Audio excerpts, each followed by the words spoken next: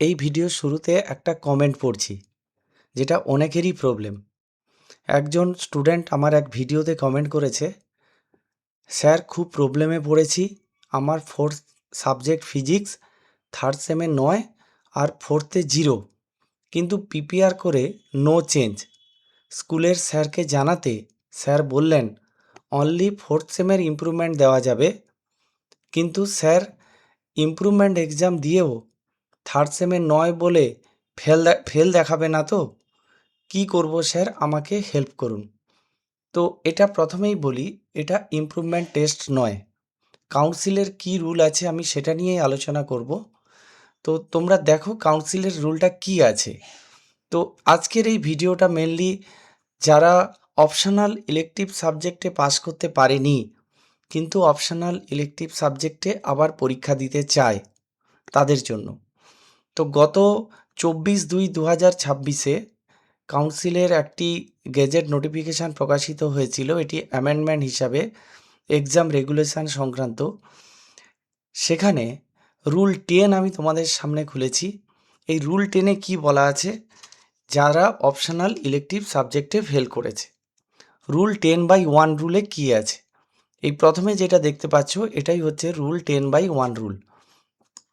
তো এখানে লেখা আছে, if a candidate failed only in optional elective subject in semester 3 supplementary examination and or semester 4। এবার আমাকে যে কমেন্ট করেছো সে হচ্ছে সেমিস্টার 3 সাপ্লিমেন্টারি এক্সামিনেশানেও ফেল এবং সেমিস্টার 4-এও ফেল, কিন্তু সে চাইছে যে আবার এক্সামিনেশান দিতে। intends to appear the examination in the optional elective subject, he or she shall through his or her head of institution intimate his or intention as such and surrender his or her mark sheet for necessary correction therein to the council within 30 days from the date of publication of result and appear such examination। তাহলে এইখানে কিন্তু improvement test হিসাবে এটাকে ধরা হচ্ছে না। Improvement test যারা দেবে সেটা হচ্ছে 10/2 রুল এখানে দেওয়া আছে, সেখানে শুধুমাত্র সেমিস্টার 4 দেবে। কিন্তু যে কমেন্ট করেছে বা অনেকেরই এরকম আছে যারা সেমিস্টার 3ও দিতে চায় আর সেমিস্টার 4 দিতে চায়, সেটা কখন দিতে পারবে? শুধুমাত্র অপশনাল ইলেকটিভ সাবজেক্টে যদি সে সেমিস্টার 3 সাপ্লিমেন্টারিতেও ফেল করে, সেমিস্টার 4-এও ফেল করে, তাহলে সে তার রেজাল্টটা সারেন্ডার করবে। তো এই রেজাল্ট যদি তুমি সারেন্ডার করো, সারেন্ডার করার রুল বা নিয়ম অনুযায়ী তোমাকে কিন্তু 1 বছর কোথাও ইউনিভার্সিটি বা কোনো কলেজে অ্যাডমিশান নেওয়া যাবে না। যদিও তুমি বলবে আমার তো পাস মার্কশিট আছে, কিন্তু রেজাল্ট যখন সারেন্ডার হয়ে গেল তখন কিন্তু তুমি এই মার্কশিট কোথাও কাজে লাগাতে পারবে না।